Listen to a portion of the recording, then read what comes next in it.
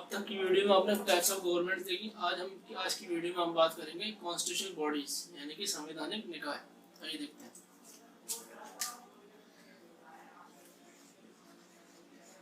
Constitutional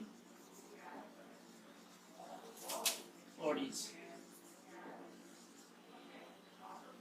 यानी कि संवैधानिक निकाय।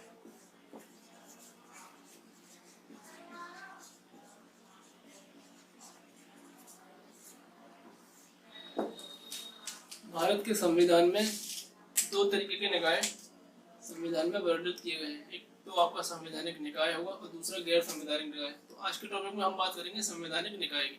आइए देखते हैं किस तरीके कितने प्रकार के होते हैं।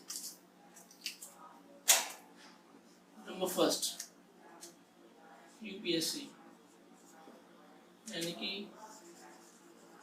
Union public service commission. Number two, SPSC यानी कि state public service commission. Number three, election commission.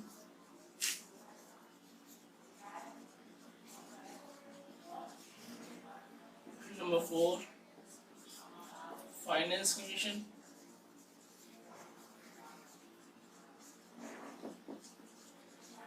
Number five,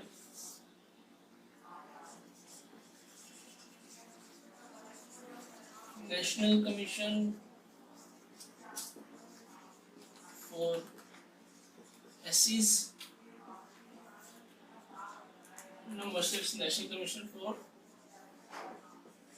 STs. Number seven, CAG. Number eight,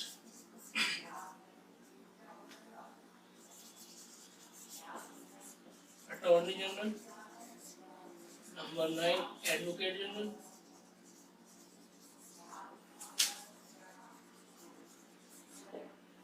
number 10, special officer for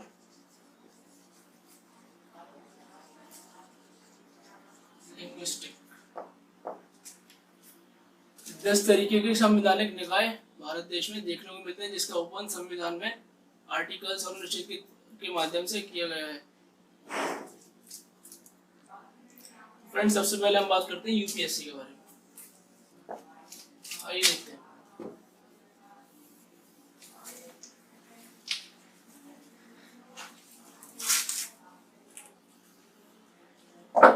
UPSC को संघ लोक सेवा आयोग भी कहते हैं। भारत के संविधान के भाग 14 और अनुच्छेद यानी कि आर्टिकल 350 15 to 323 तक यूनियन पब्लिक सर्विस कमीशन यानी कि यूपीएससी और स्टेट पब्लिक सर्विस कमीशन के उपबंध दिए हुए हैं। तो सबसे पहले हम बात करेंगे यूनियन पब्लिक सर्विस कमीशन की। यूनियन पब्लिक सर्विस कमीशन के मेंबर्स कितने होते हैं, इसमें किस तरीके से रन करते हैं और इनके काम क्या क्या होते हैं, किस तरीके से इनकी प्रक्रिया हटाने की और नियुक्त करने की होती है।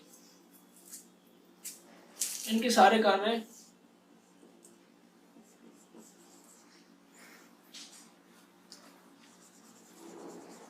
all members work in these articles। सबसे पहले बात करते हैं स्ट्रक्चर की बात करेंगे। 1 चेयरमैन 1 होते हैं और 9 से लेकर 11 तक अदर मेंबर अन्य सदस्य होते हैं। ये हो गई इनका स्ट्रक्चर, इस तरीके का स्ट्रक्चर होगा। इसके बाद इनकी एलिजिबिलिटी की बात आई है। यानी कि योग्यता। योग्यता क्या होगी? योग्यता में चाहे वो चेयरमैन हो या फिर मेंबर अन्य सदस्य हो, उनकी एलिजिबिलिटी कम से कम यानी कि मिनिमम 10 इयर्स का वर्क एक्सपीरियंस होना चाहिए इनको भारत सरकार या राज्य सरकार के अधीन। इसके बाद ही यूपीएससी के मेंबर या चेयरमैन होने के लिए नियुक्त के पात्र होंगे। आइए इनकी आगे जानते हैं थोड़ा सा। भारत के राष्ट्रपति यानी कि प्रेसिडेंट दो परिस्थितियों में इस पद को मेंबर्स को बदल सकते हैं। एक परिस्थिति चेयरमैन यूपीएससी के उपस्थित नहीं है, और दूसरा चेयरमैन यूपीएससी के किसी पर्सनल कारण वजह से या किसी और कारण की वजह से अपने काम को नहीं कर पा रहे हैं। उस वक्त पे भारत के राष्ट्रपति यहाँ दूसरे मेंबर की नियुक्ति करेंगे। तो आइए जानते हैं इनके वर्क कैसे होते हैं। तो आइए फ्रेंड्स देखते हैं इनके मेंबर्स का कार्यकाल या टेन्योर कितना होता है। सबसे पहले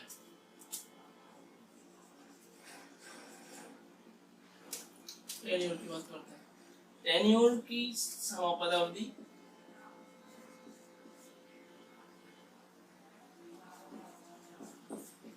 6 साल की या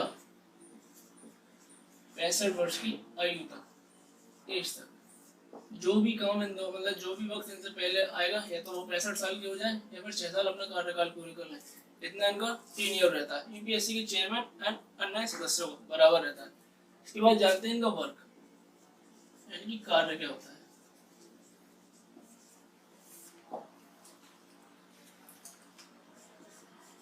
all Indian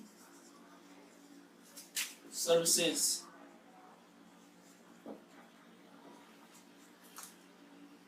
central government services के लिए एग्जामिनेशन कंडक्ट कराना,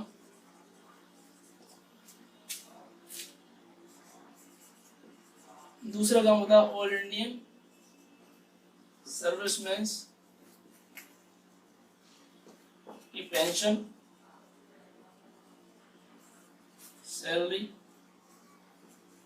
पोस्टिंग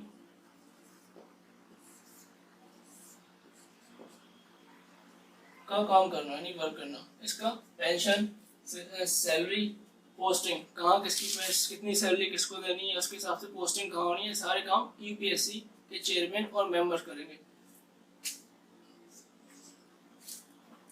किसी राज्य की राज्यपाल की अनुरोध पर यानी कि रिक्वेस्ट पर, किसकी रिक्वेस्ट, गवर्नर के रिक्वेस्ट पर किसी भी राज्य की, और साथ साथ एक्सेप्टेशन यानी कि स्वीकृति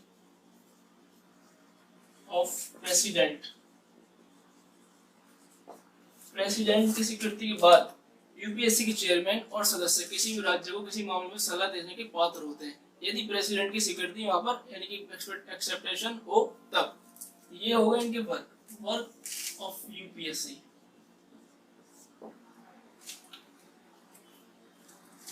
इसके बाद देखते हैं ये किस तरीके से काम करते हैं और कितनी फ्रीडम है ना कॉन्स्टिट्यूशन में दी गई है। पहली बात यानी कि फ्रीडम की बात करते हैं कि यानी स्वतंत्रता।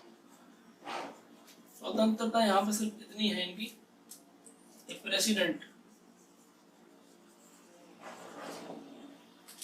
इनको इनके पद से तभी हटा सकते हैं जो उसी प्रक्रिया से हटा सकते हैं जो प्रक्रिया संविधान में उल्लेखित की गई है, वर्णित की गई है, यानी कि अकॉर्डिंग टू द कॉन्स्टिट्यूशन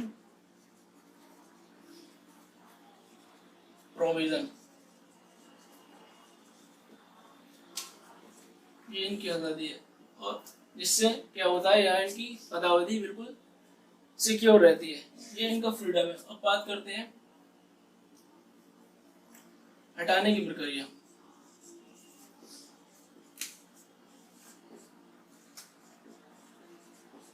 हटाने की प्रक्रिया यानी कि फिर removal process.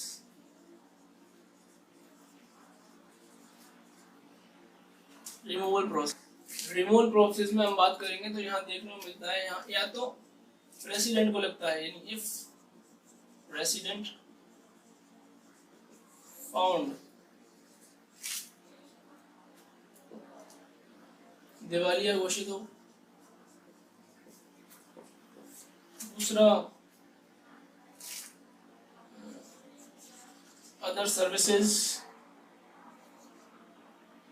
Busy in other services, अपने कार्यकाल के दौरान, अपनी पदावधि के दौरान ये यूपीएससी के चेयरमैन या मेंबर किसी और कार्य में संलग्न रहते हैं जो उनके लिए अर्निंग की, यानी कि अर्निंग की सोर्स होती है, इसलिए वहाँ इस स्थिति में प्रेसिडेंट इन्हें अपने पद से बर्खास्त कर सकते हैं। तीसरा मेंटली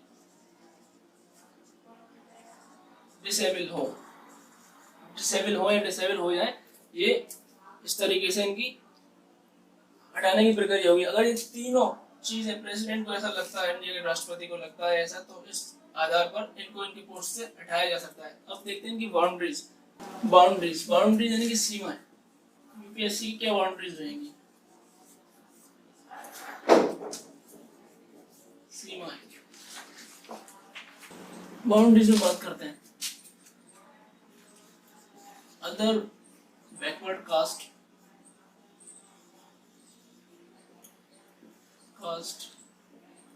या ट्राइब, यानी कि जाति और जनजाति,